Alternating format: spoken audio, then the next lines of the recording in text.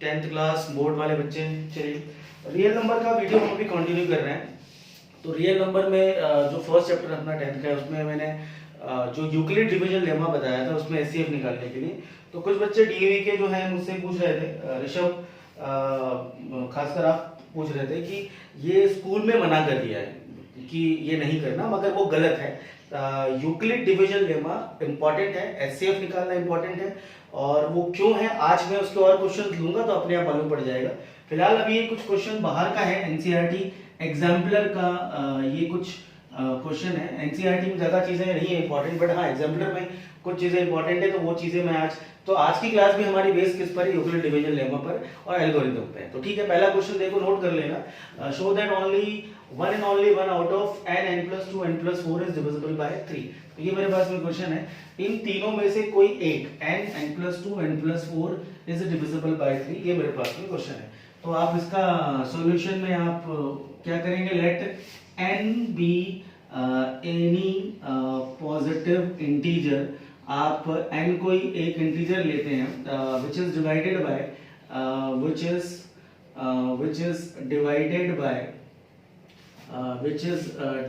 Bye 3। तो यहाँ पर आपका जो हम अभी तक लेते थे a लेते थे, लास्ट वाली वीडियो में सारे नंबर को मैंने a लिया because a is equal to B Q plus R होता है। बस यहाँ पर आपको क्या करना है, ये जो मेरे पास पहले a इज इक्वल टू में बी क्यू प्लस आर था, अब इसमें मैंने क्या ले लिया, n इज इक्वल टू में बी क्यू और प्लस में r ले लिया, और कोई चेंज नहीं है तो एक ही बात है, a की जगह मैं n ले रहा हूँ, डिवाइडेड बाय 3।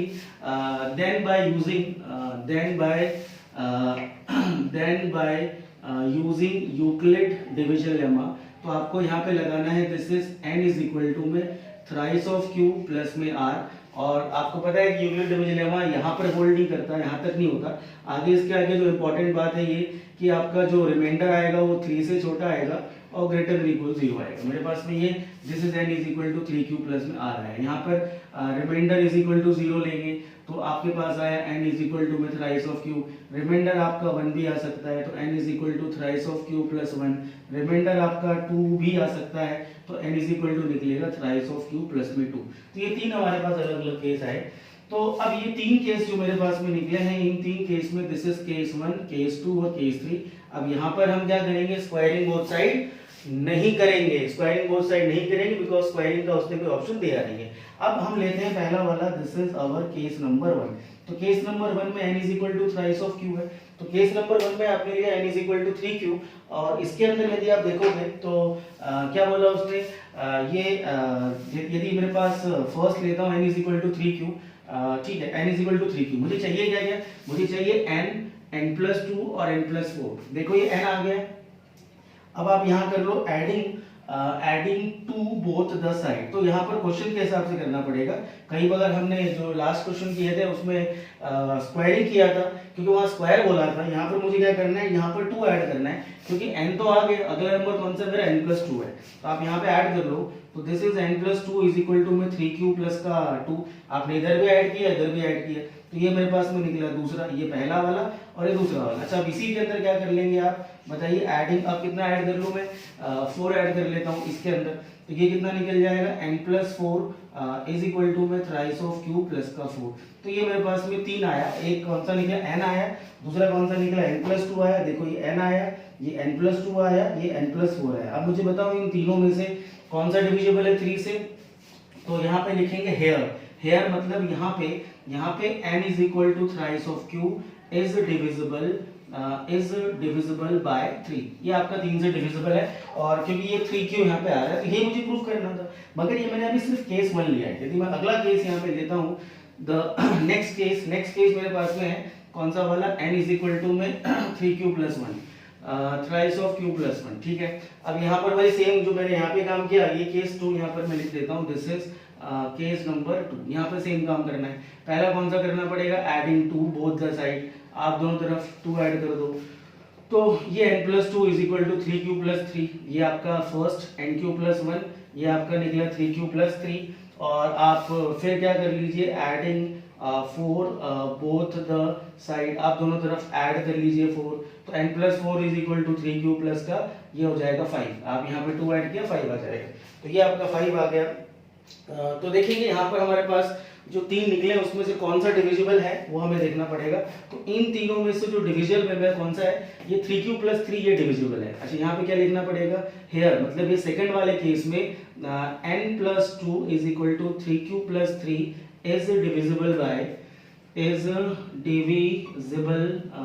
डिविजिबल बाय कितना बताया मैंने, 3। अच्छा ये मगर ये दोनों नहीं है, but the others are not, ये भी लिख दो, but others are not divisible. तो ये मेरे पास बाकी दोनों तो नहीं है, बाकी ये वाला कौन सा, ये वाला डिविजिबल है, ये दोनों डिविजिबल नहीं है। अच्छा अब कौन सा लेंगे, अब इसके अंदर लेंगे हम लोग केस नंबर 3। तो केस नंबर 3 वाले में मतलब कौन सा वाला, n = 3q + 2। तो ले लो n = में 3q प्लस में कितना 2 आया। अच्छा अब क्या करना है, फिर वही एडिंग 2 और एडिंग 4 बोथ द साइड। तो मैं दोनों स्टेप यहाँ पे इकट्ठा लिखता हूँ, adding 2 and 4 both the side. आप दोनों तरफ ऐड कर लो, तो ये निकला n + 2 = में 3q + 2 करेंगे और +2 करेंगे कितना आ गया, दिस इज 3q + 4।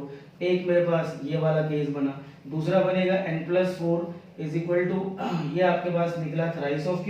यहाँ पे आप 4 ऐड करो कितना निकलेगा, प्लस में 6। अब यहाँ बताइए इन तीन में से कौन सा डिविजिबल है, तो उसने बोला हर बार prove that, show that in one and only one out of these 3, आपका हर बार इन तीन में से, यहाँ पर इन तीन में से ये वाला डिविजिबल था, यहाँ पर इन तीन में से ये वाला डिविजिबल था, और यहाँ पर इन तीन में से कौन सा, ये वाला डिविजिबल है।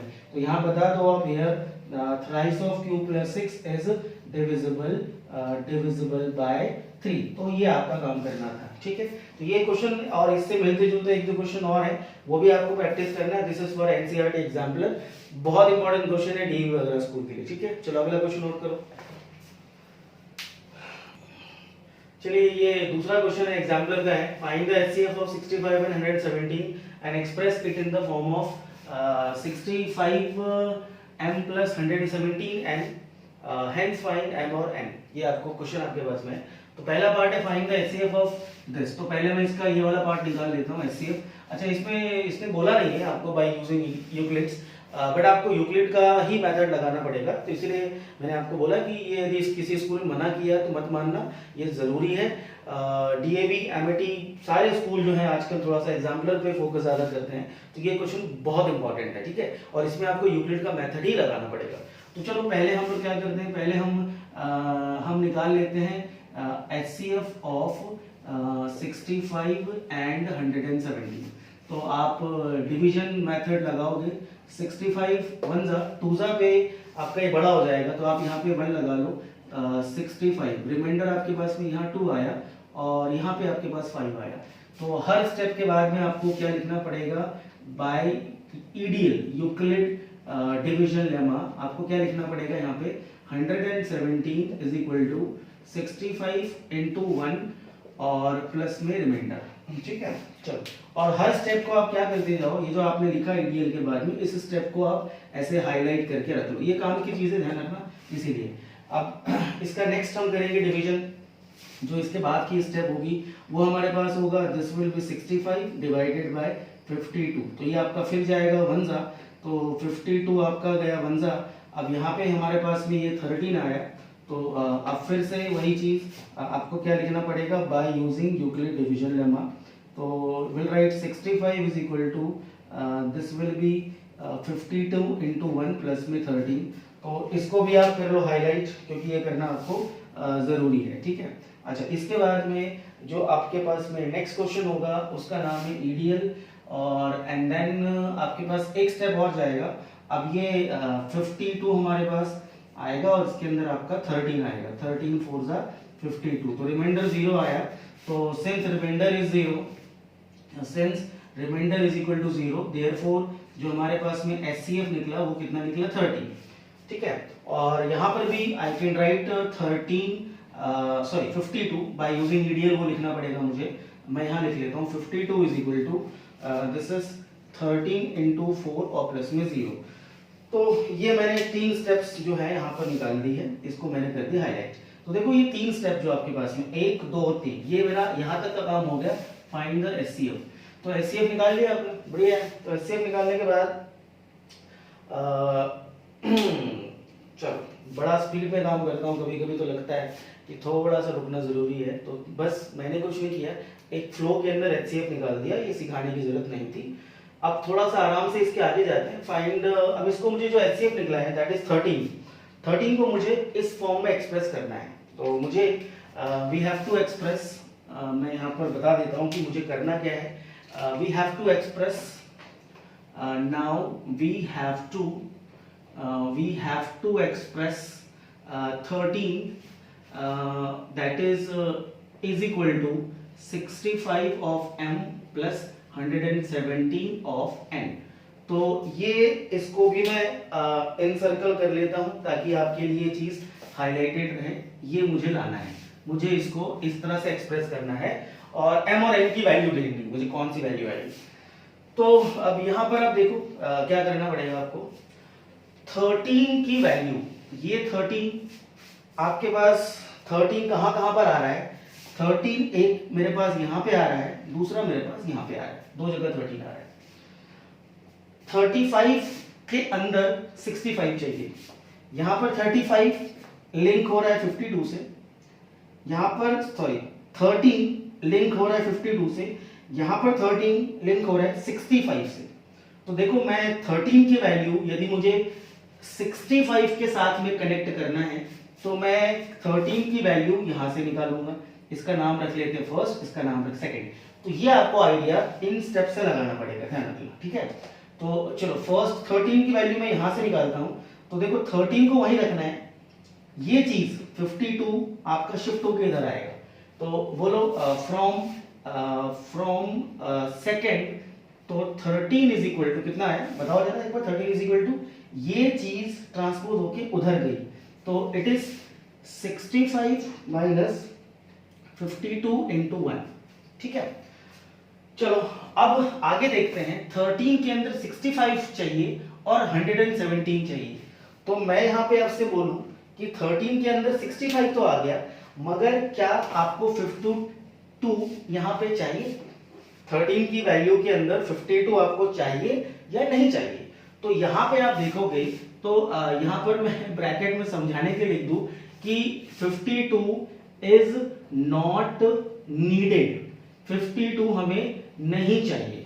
क्यों नहीं चाहिए 52? क्योंकि यहाँ 52 नहीं है, ये तो मेरे को चाहिए, तो 52 नहीं चाहिए। तो 52 को ढूंढो। अब ढूंढो, उसकी वैल्यू कहाँ ढूंढोगे? देखो 52 कहीं दिख रहा है आपको? 52 हाँ, एक यहाँ पे दिख रहा था और एक यहाँ दिख रहा है मुझे। और 52 के अंदर देखो क्या आ रहा है, 117 भी आ रहा है हमारे पास, ठीक है। तो यहाँ से क्या करेंगे, 52 की वैल्यू निकालेंगे। अब यहाँ से मैं लिख देता हूँ from this will B from 1।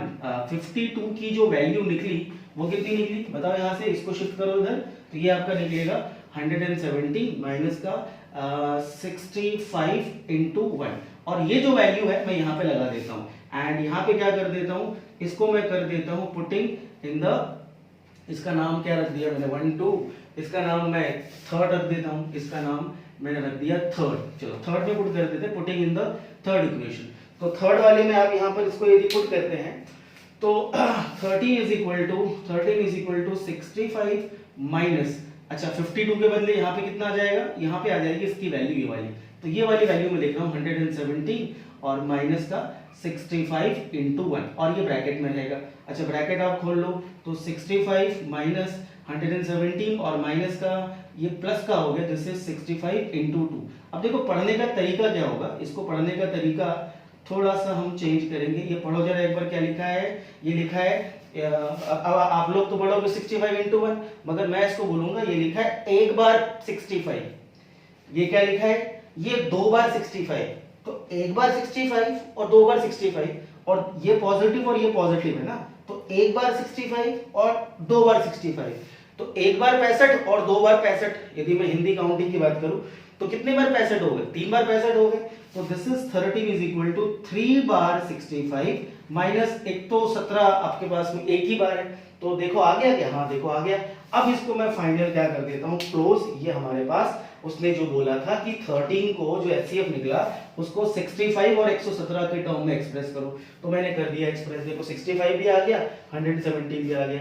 यहाँ पर 65 जो M65 का मल्टीपल यहाँ पे 3 है, तो यहाँ M इज इक्वल टू कितना, कंपेयर कर लो आप, तो कंपेयर यदि आप करोगे, कंपेयरिंग करोगे तो m इज इक्वल टू आपका 3 आया, और यहाँ पर आप 117 के साथ में कोफिशिएंट आप यहाँ पे 1 लगा सकते हो, और यहाँ पे n कितना मेरे पास है, तो n की वैल्यू कितना आएगा, n इज इक्वल टू -1। तो दिस इज द आंसर। अभी एक दो क्वेश्चन इसके और प्रैक्टिस करा रहा हूँ मैं, बट इंपॉर्टेंट है, 2 नंबर में एग्जाम्पल का है, एडिशन में भी ध्यान रखना, बहुत इंपॉर्टेंट है। चलो एक और क्वेश्चन ले रहे हैं प्रैक्टिस करने के लिए। If d is the HCF of this, तो इसका HCF आपका 56 और 72 का HCF D है, और वही फाइंड x and y, और m और n की जगह यहाँ पर x और y दिया, सेम क्वेश्चन।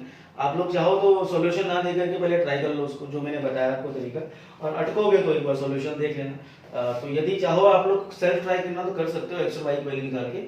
अभी मैं इसका सॉल्यूशन यहाँ पे कर देता हूँ। चलिए ठीक है, तो पहले तो आप यहाँ पर सॉल्यूशन में HCF निकाल लो।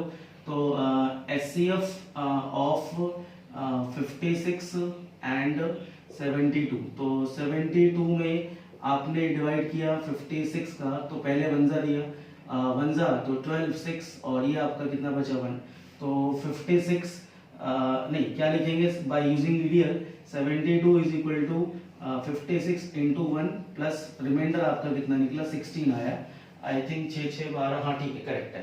तो ये आपका हर बार लिखना पड़ेगा by EDL, Euclid division lemma, और चीज़ों को हाईलाइट करने से, क्योंकि आपको पता है यहाँ से वैल्यूज निकालनी पड़ेगी आपको, तो ये हम यहाँ से वैल्यूज बाद में निकालेंगे, ये आपने हाईलाइट कर लिया।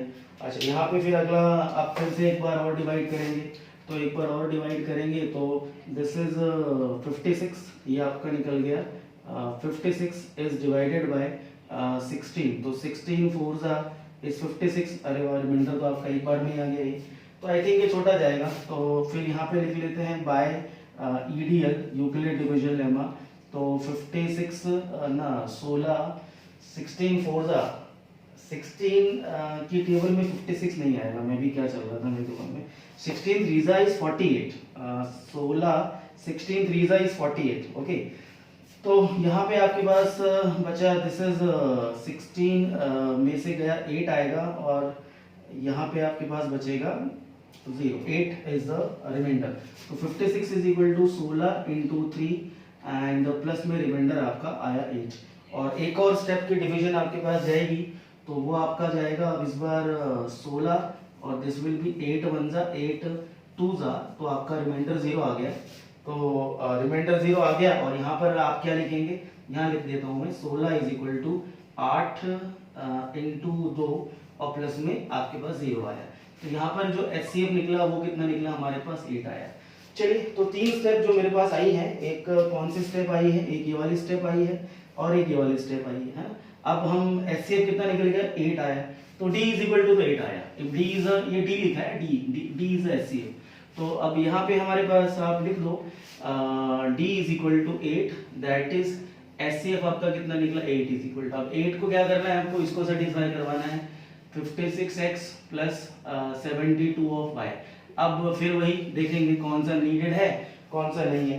अब 8 की वैल्यू में कहाँ से निकाल सकता हूँ, जिसमें आपका 56 आ रहा हो, तो यहाँ से निकाल सकते हैं 8 की वैल्यू। देखो इसको ट्रांसपोज कर लो, तो 8 की वैल्यू में यहाँ पे नाम रख देता हूँ, this is the first one, और ये आपका हो गया सेकंड वन, तो मैं यहाँ से क्या लिख दूँ, फ्रॉम फर्स्ट, तो फर्स्ट से मैं वैल्यूज निकाल रहा हूँ फ्रॉम 1, तो यहाँ लिख रहे हैं फ्रॉम फर्स्ट। चलो बोलो कितना निकलेगा, 8 इज इक्वल टू, तो निकलेगा 8 इज इक्वल टू 56 माइनस, इसको क्या बोलेंगे 3 बार 16, तो ये निकल गया मेरे पास में 3 बार 16। अब इसमें देखते हैं कौन सा नीडेड नहीं है, 56 चाहिए 16 नहीं चाहिए, तो इसके नीचे फिर क्या लिखूंगा मैं, 16 जो है ये मेरे पास क्या है, 16 इज नॉट रिक्वायर्ड, मुझे यहाँ पर 16 नहीं चाहिए, तो 16 की वैल्यू कहाँ से लाऊंगा मैं, तो 16 की वैल्यू मैं लाऊंगा फर्स्ट वाले से, तो ये 16 की वैल्यू आप यहाँ से निकाल लो, कितना आएगा, this is 72 minus 56 into 1 is equal to 16, और ये जो वैल्यू निकली 16 की मैं यहाँ पुट कर देता हूँ, तो this will be 8 is equal to 56 minus 3 into 16 की वैल्यू कितनी है 72 minus this will be 72 minus का 56। चलो अब कितना निकला, 8 इज इक्वल टू 56 माइनस का ये है मेरे पास, चलो ब्रैकेट खोलते हैं, तो ये निकला 3 बार 72 माइनस माइनस प्लस का 3 बार 56। चलो ठीक है, ये मल्टीप्लाई कर, मैं मल्टीप्लाई किया मगर करना मत, मल्टीप्लाई 3 का ब्रैकेट खोलेगा, ये आपके पास में तो निकला 72 माइनस का 56, तो मैंने ब्रैकेट को ओपन किया है। शायद स्टेप पे आप लोग थोड़ा सा फंसोगे, तो देख लो मैंने ब्रैकेट किया है 3 इंटू 72 और 3 इंटू 56। चलो अब देखो ये 56 कितनी बार है, ये 56 अब तक 56 56 ये एक बार है और ये 3 बार है, तो 8 इज इक्वल टू कितना निकल गया, 4 बार 56 और माइनस का 3 बार 72 आ गया। हाँ आ गया भैया, आ गया, मेरे पास वैल्यू आ चुकी है। तो ये मेरे पास में जो वैल्यू निकली, आप यदि कंपेयर करोगे तो दिस विल बी कंपेयरिंग, यदि करोगे तो आपके पास कितना निकलेगा, x इज इक्वल टू, देखो यहाँ पे 4 आ रहा है 56 का मल्टीपल, और x इज इक्वल टू मेरे पास में 4 आया और यहाँ पे कितना निकला माइनस का 3, तो y इज इक्वल टू कितना निकला माइनस का 3। चलिए आई थिंक 2 क्वेश्चन मैंने कराए, एक क्वेश्चन मैं आपको और प्रैक्टिस करने के लिए दे देता हूँ, वहां पर भी आपको x और y निकालना है। तो ये ईडीएल का ये इंपॉर्टेंट टॉपिक, छोटा सा वीडियो है, ज्यादा लंबा काम नहीं है, 4-5 क्वेश्चन ही करने के होंगे, ये लोग करके आप लोग भेजना मेरे को। एक क्वेश्चन होमवर्क में लिख लो।